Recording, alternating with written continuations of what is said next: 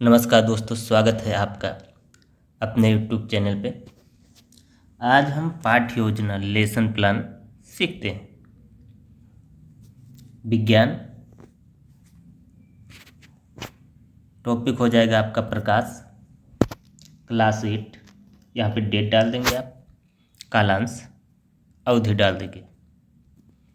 इसके बाद आप विद्यालय का नाम डालेंगे, जो भी विद्यालय उसका नाम डाल देंगे। उसके बाद आप यहाँ पे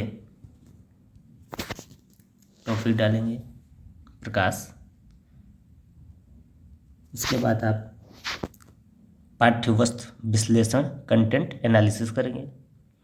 इसमें आप 3 पॉइंट बनाएंगे: प्रकाश व उसके सिद्धांत, प्रकाश के गुण, परावर्तन अपवर्तन वर्ण विक्षेपण। आगे हम इनके सामान्य उद्देश्य देख लेते हैं। सामान्य उद्देश्य जनरल ऑब्जेक्टिव्स क्या क्या हैं। पहला आपका हो जाएगा विद्यार्थी विज्ञान से होने वाले लाभों से अवगत हो सकेंगे। दूसरा हो जाएगा छात्रों में विज्ञान विषय के प्रति रुचि जागृत करना। छात्रों में विज्ञान के अनुप्रयोग के बारे में बताना। छात्रों में वैज्ञानिक दृष्टिकोण का विकास करना। छात्रों में कल्पना शक्ति का विकास करना। ये आपके 5 पॉइंट हो जाएंगे। छठवां पॉइंट आपका हो जाएगा छात्रों में सोचने समझने की क्षमता का विकास करना है। ये आपका हो गया सामान्य उद्देश्य। इतने आपके 6 पॉइंट में सामान्य उद्देश्य कंप्लीट हुए। अब आगे हम देख लेते हैं। आगे आपका आ जाता है विशिष्ट उद्देश्य। विशिष्ट उद्देश्य क्या क्या है, स्पेसिफिक ऑब्जेक्टिव्स आपके देख लेते हैं। तो ये पहला हो जाएगा छात्रों को प्रकाश के बारे में विस्तृत जानकारी प्रदान करना। छात्रों को प्रकाश के गुण से अवगत कराना।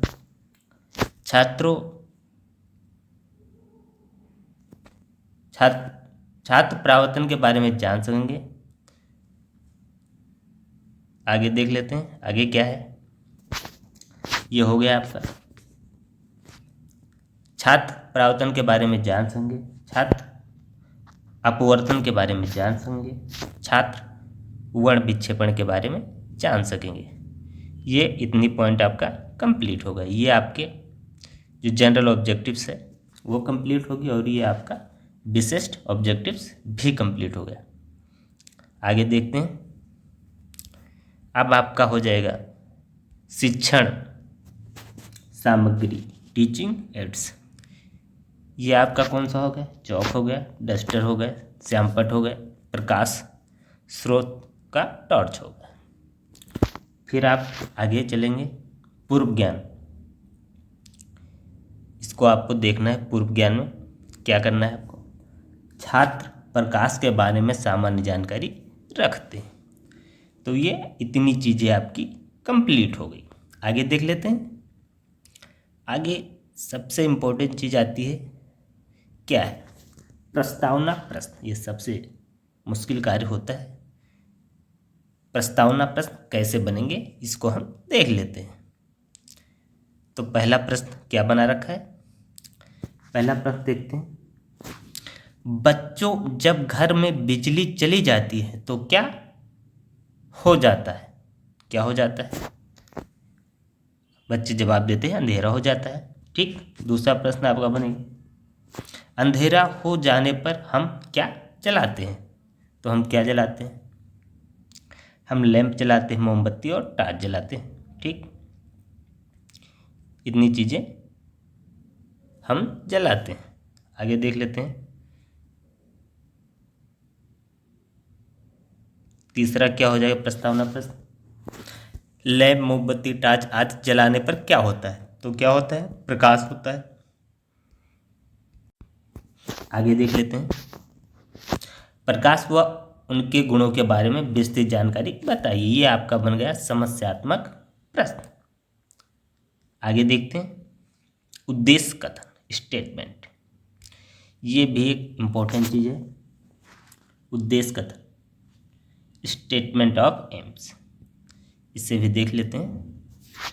बच्चों, आज हम लोग प्रकाश के बारे में विस्तृत अध्ययन करेंगे, ये आपका स्टेटमेंट होगा। अब प्रस्तुतिकरण देखते हैं।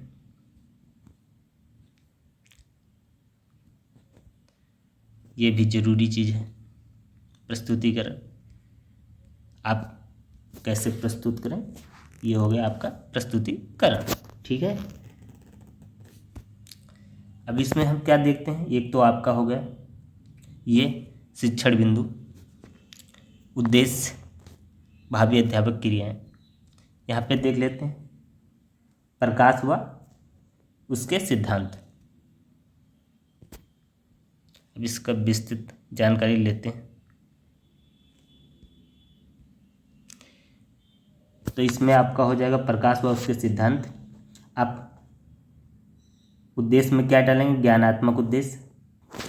ज्ञानात्मक उद्देश्य क्या हो जाएंगे आपके, ज्ञानात्मक उद्देश्य हो जाएंगे आपके छात्र प्रकाश के बारे में नवीन ज्ञान प्राप्त कर सकेंगे। अब विकासात्मक प्रश्न क्या बनते हैं, इसको देख लेते हैं। पहला क्या बनेगा, अंधकार में टॉर्च जलाने से क्या होता है।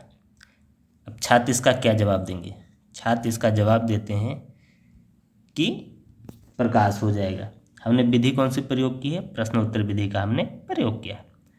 दूसरा विकासात्मक प्रश्न क्या बनता है, दूसरा बनता है प्रकाश के बारे में बताइए। ये बनता है समस्यात्मक प्रश्न। और विधि हमने कौन सी प्रयोग की है, विधि हमने प्रश्नोत्तर विधि का प्रयोग किया है।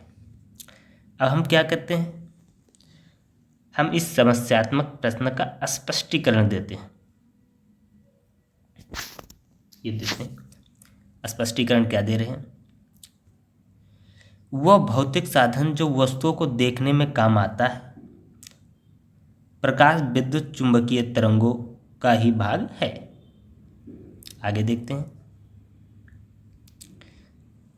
प्रकाश विद्युत प्रभाव तथा क्रॉम्पटन प्रभाव के लिए आइंस्टीन के फोटॉन सिद्धांत का उपयोग किया जाता है। फोटॉन सिद्धांत के अनुसार प्रकाश ऊर्जा के छोटे छोटे पैकेटों के रूप में है जिन्हें फोटॉन कहते हैं। ये आपने स्पष्टीकरण दिया। अब इस दौरान विद्यार्थी क्या करेंगे, जब आप स्पष्टीकरण दे रहे हैं तो उस दौरान विद्यार्थी सावधानी पूर्वक सुनेंगे और विधि आपने व्याख्यान विधि का प्रयोग किया है। इतनी चीज़ें आपकी कंप्लीट हो गई। अब बोधात्मक प्रश्न, छात्र प्रकाश के बारे में जान गए हैं तो क्या बनेंगे बोधात्मक प्रश्न। तो पहला आपका बनेगा प्रकाश किस काम आता है, तो वस्तुओं को देखने के काम आता है। विधि आप कौन से प्रयोग कर रहे हैं, विधि आप प्रश्नोत्तर विधि का प्रयोग कर रहे हैं। दूसरा प्रश्न देखते हैं क्या बनता है। दूसरा प्रश्न आपका ऊर्जा के छोटे छोटे पैकेटों के रूप में कौन होता है, तो ये प्रकाश होता है। विधि आपने प्रश्नोत्तर विधि का प्रयोग किया है, ये प्रश्नोत्तर विधि। और इसके लिए एक मूल्यांकन प्रश्न बनेगा। जब ये टॉपिक क्लियर होगा तो आपका एक मूल्यांकन प्रश्न बनेगा। तो मूल्यांकन प्रश्न क्या हो जाएगा, प्रकाश क्या है। तो ये एक टॉपिक क्लियर हो गया। आगे देख लेते हैं।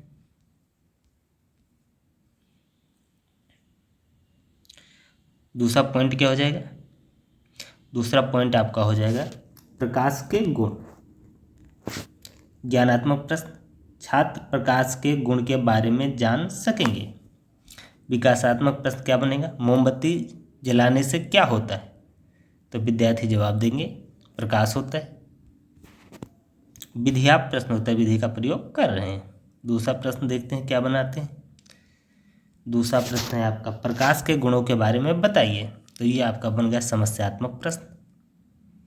और हम विधि कौन सी प्रयोग कर रहे हैं, प्रश्नोत्तर विधि का प्रयोग कर रहे हैं। अब इसका हम देंगे स्पष्टीकरण। स्पष्टीकरण देख लेते हैं। विद्युत चुंबकीय प्रकृति के आधार पर प्रकाश के कुछ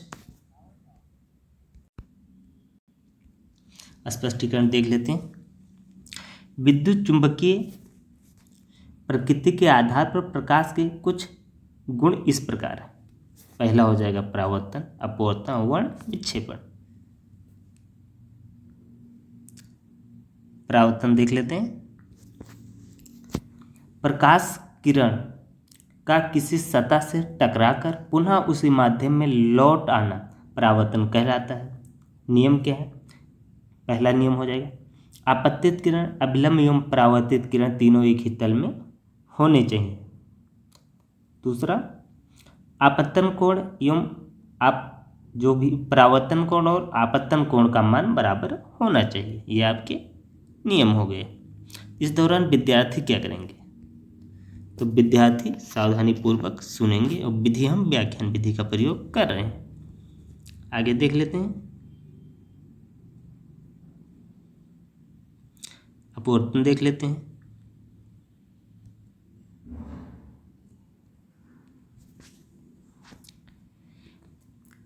अपवर्तन एक माध्यम से दूसरे माध्यम में प्रवेश करते समय प्रकाश किरण का मार्ग से विचलित हो जाना प्रकाश का अपवर्तन कहलाता है। जब प्रकाश किरण विरल माध्यम से सघन माध्यम की ओर जाती है तो अभिलंब की ओर झुक जाती है, और जब सघन माध्यम से विरल माध्यम की ओर जाती है तो अभिलंब से दूर हट जाती है। तीसरा देख लेते हैं, वर्ण विक्षेपण। ये आपका तीसरा होगा पॉइंट। जब श्वेत प्रकाश का प्रिज्म से गुजारा जाता है तो वो रंगों में विभक्त हो जाती है। जब प्रिज्म 7 रंगों में विभक्त हो जाती है। जब श्वेत प्रकाश को प्रिज्म से गुजारा जाता है तो वो 7 रंगों में विभक्त हो जाता है। इस घटना को वर्ण विक्षेपण कहते हैं। लाल रंग का विचलन कम तथा बैंगनी का अधिक होता है। अब देते हैं बोधात्मक प्रश्न क्या बने। छात्र प्रकाश के गुणों के बारे में जान सकेंगे। पहला प्रश्न बना, लाल रंग का विचलन कैसा होता है? कम होता है।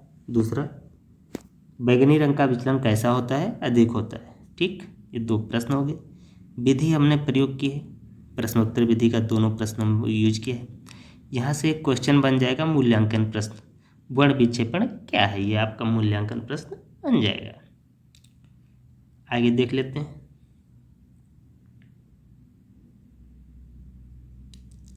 आगे पुनरावृत्ति प्रश्न बनेंगे। तो पहला प्रश्न क्या बनता है? पहला प्रश्न बनता है, श्वेत प्रकाश को प्रिज्म से गुजारने पर वो कितने भाग में विभाजित होता है? 7। विधि हम कौन सा प्रयोग कर रहे हैं? प्रश्नोत्तर विधि का प्रयोग कर रहे हैं। दूसरा,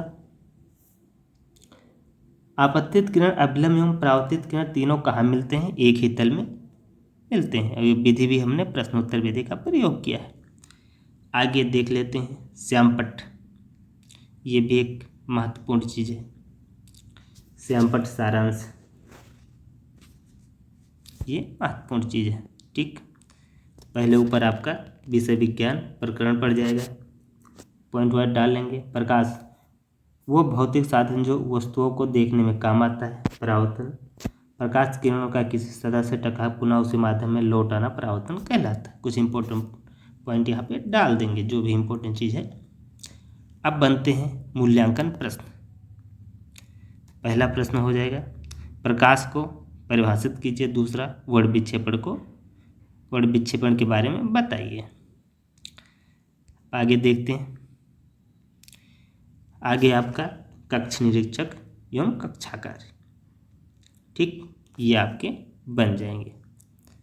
तो बच्चे जब श्यामपट्ट कार्य कर रहे थे तो छात्र अध्यापक द्वारा उनके कार्यों का कक्षा में घूमकर निरीक्षण किया गया।